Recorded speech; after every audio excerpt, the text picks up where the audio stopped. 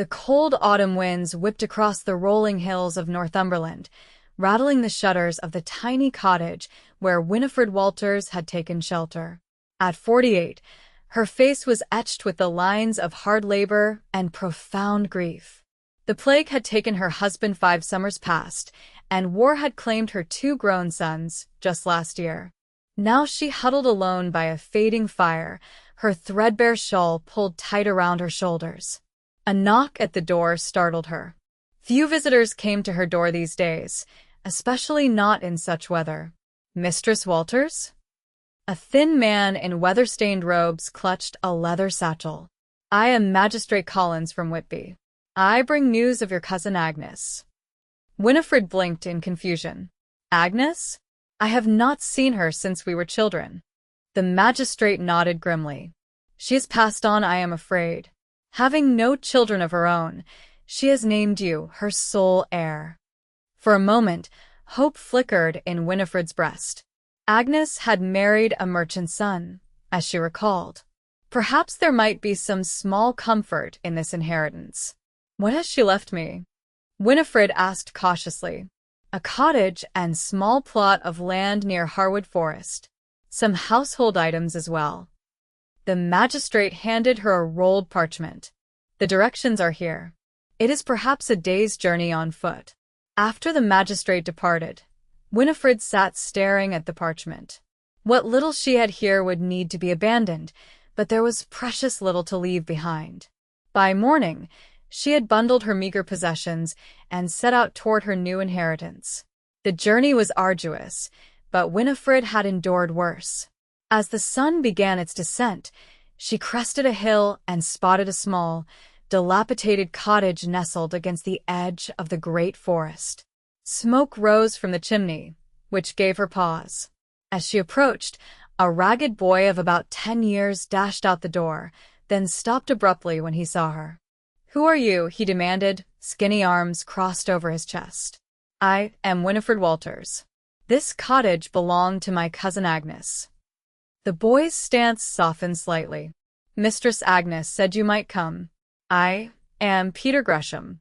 She let me stay here after my mother died." Winifred studied the orphan boy. His clothes were patched but clean, his face thin but intelligent. "Well then, Peter, perhaps you can show me what I have inherited." What Winifred saw in the following hour crushed what little hope she had harbored. The cottage roof leaked in 3 places. The garden was overgrown with weeds. Inside, the furnishings were sparse and worn. There was a small pond behind the cottage, green with algae, and a sorry-looking chicken coop with just 2 ancient hens. Mistress Agnes was not well toward the end, Peter explained, watching Winifred carefully. She could not tend to things properly. As evening fell, they shared a meager supper of thin broth and hard bread. Peter spoke little, but watched her constantly with sharp, assessing eyes. "There is one more thing," he said finally, reaching into his shirt to produce a small iron key. "Mistress Agnes said to give you this when you arrived. It opens her great chest." In the corner sat a large wooden chest, iron-bound and solid despite its age. When Winifred inserted the key, the lock turned with surprising ease. Inside lay folded linens, a few simple dresses, and at the bottom, wrapped in oilcloth, a thick leather-bound book. "Her recipe book," Peter said. She guarded it fiercely. Winifred opened it carefully.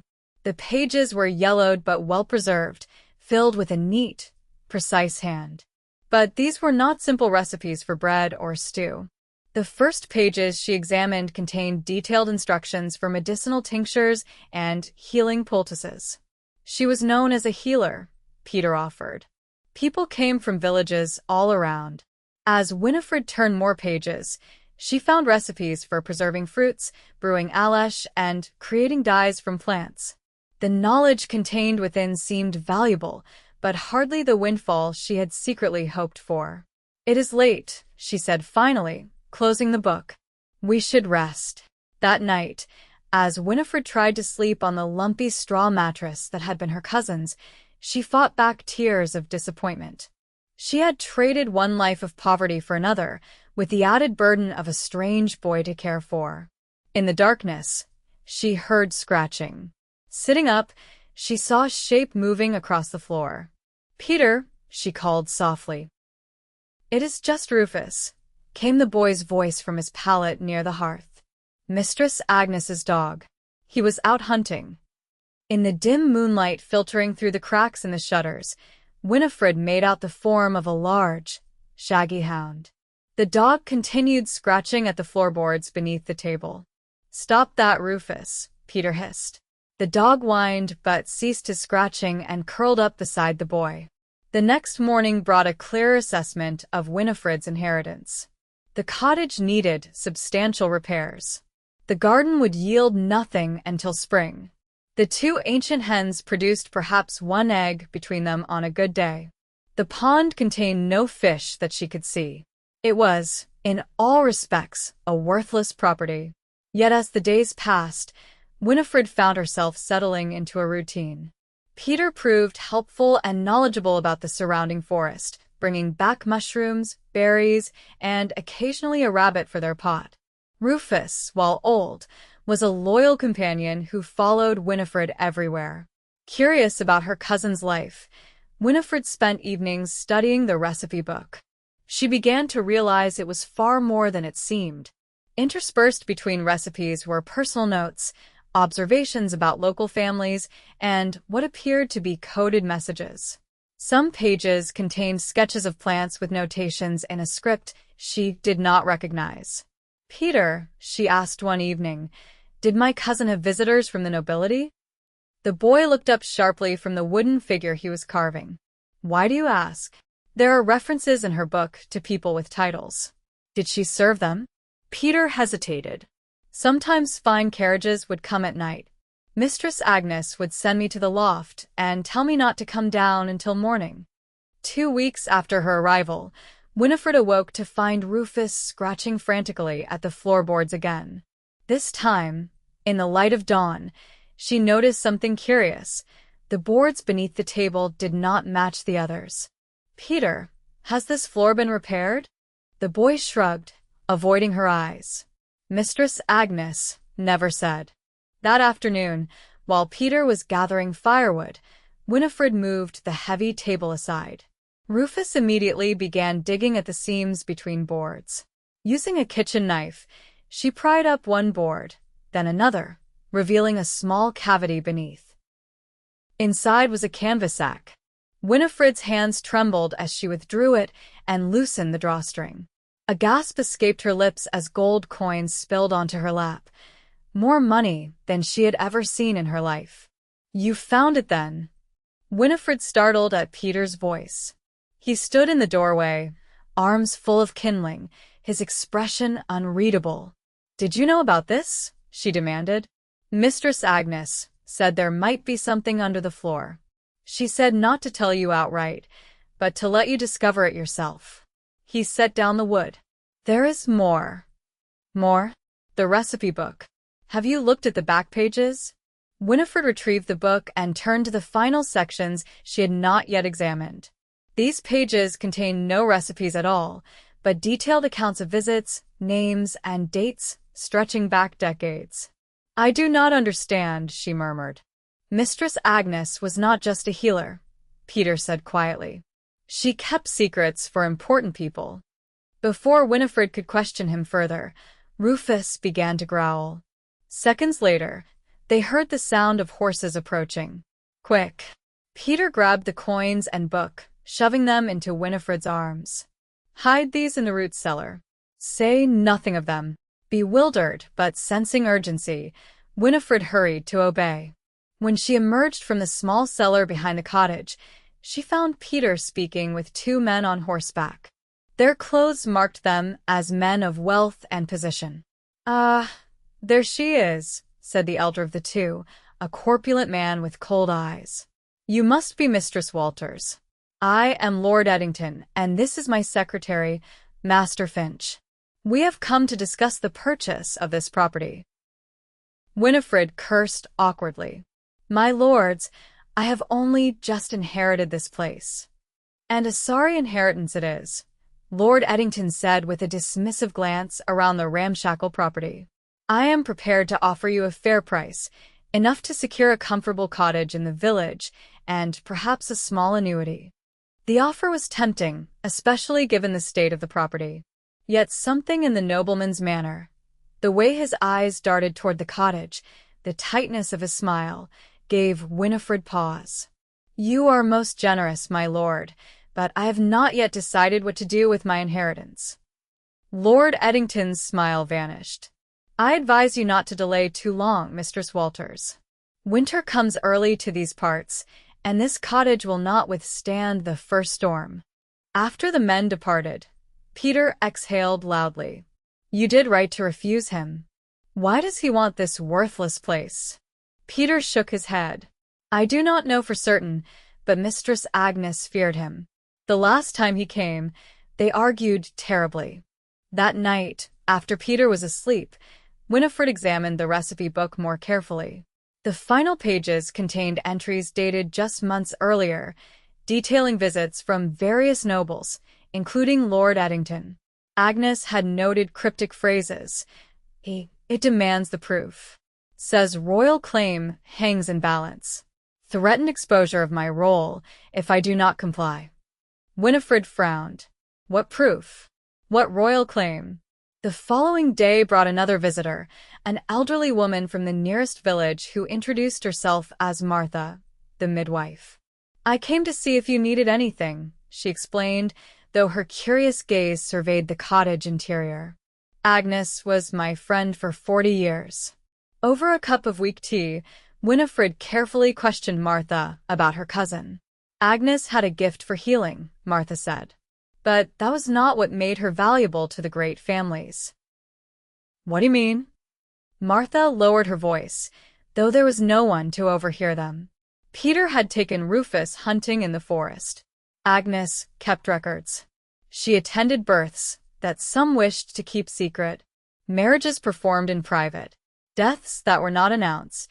Martha's rheumy eyes fixed on Winifred. "Did she leave you her book?"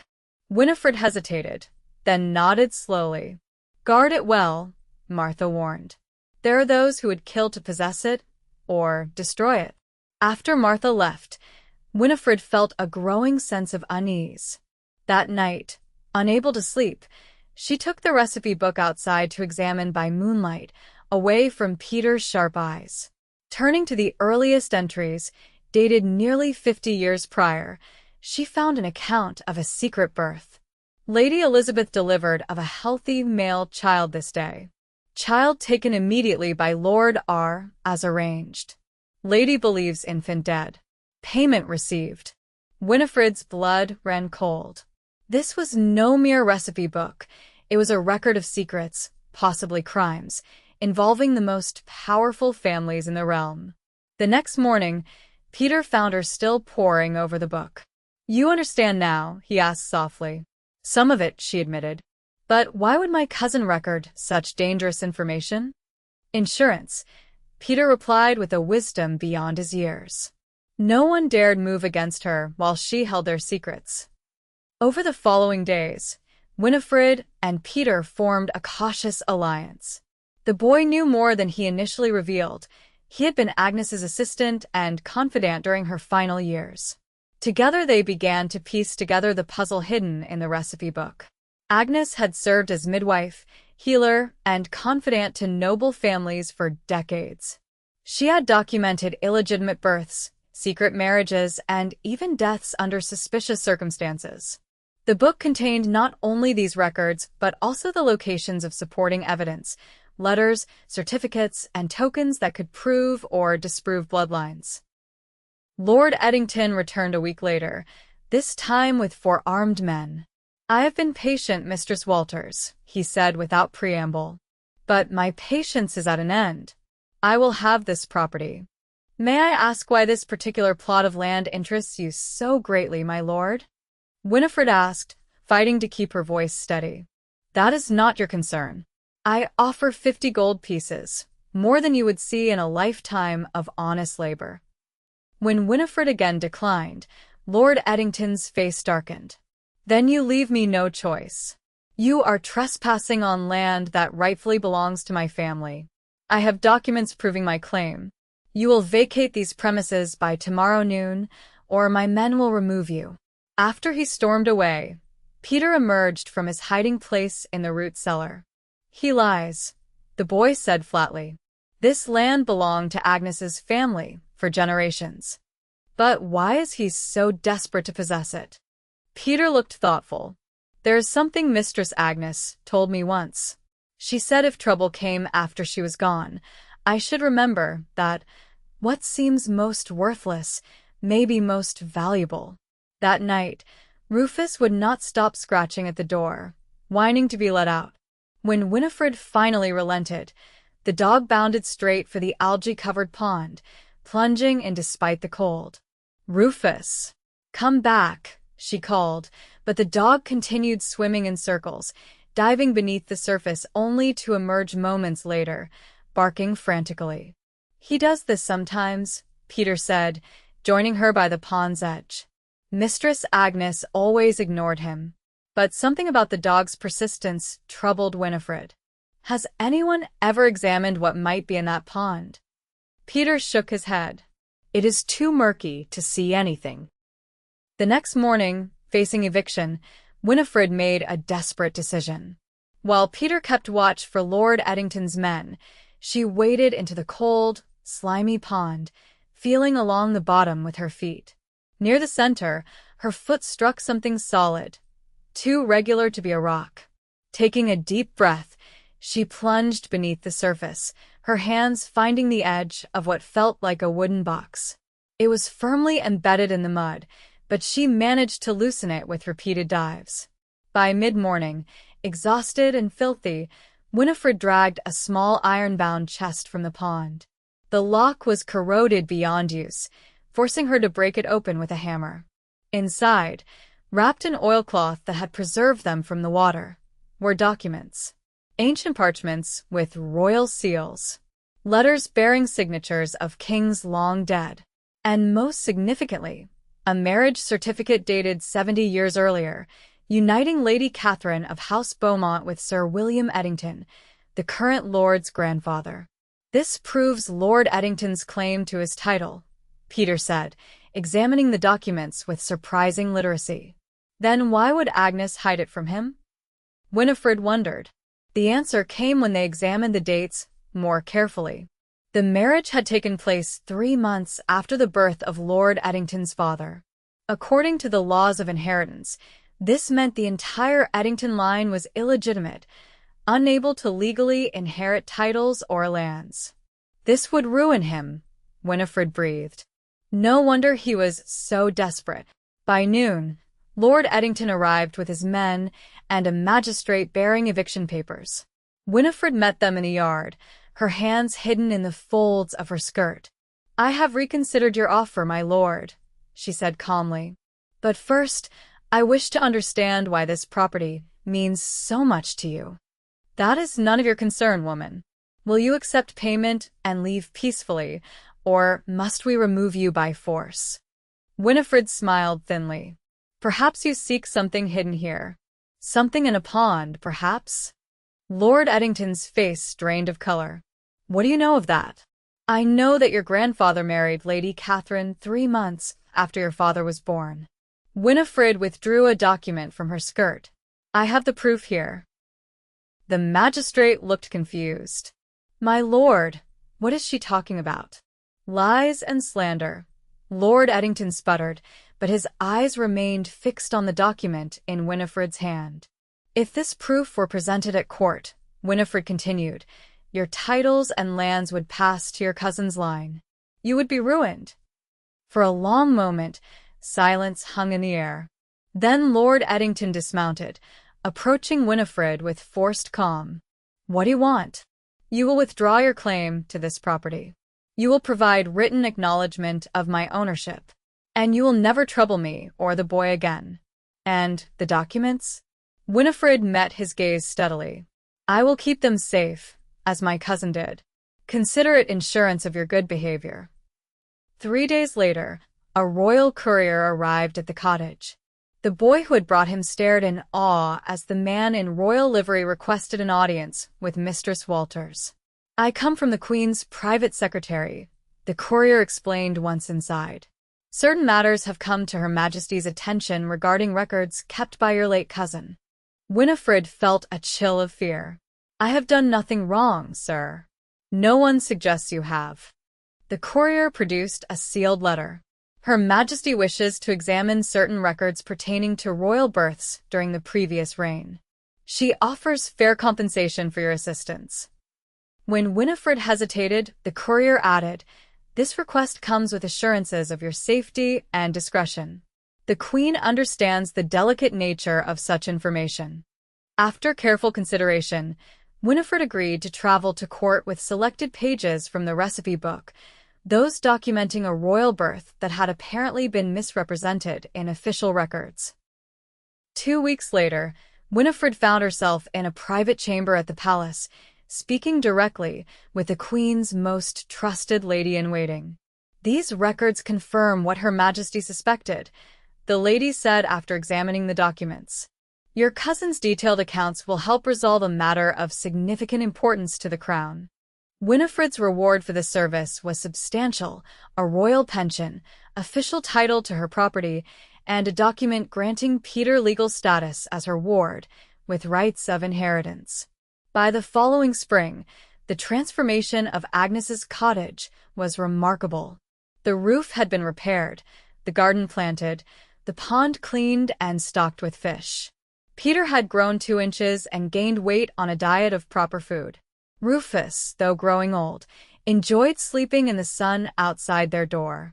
As Winifred worked in her thriving garden, she reflected on how her seemingly worthless inheritance had changed everything. The recipe book continued to yield its secrets gradually. Some entries she shared with the royal court when requested. Others she kept private, honoring her cousin's discretion. One evening, as she and Peter sat by the fire, the boy asked a question that had clearly been on his mind. "Will you continue Mistress Agnes's work? Keeping records for important people?"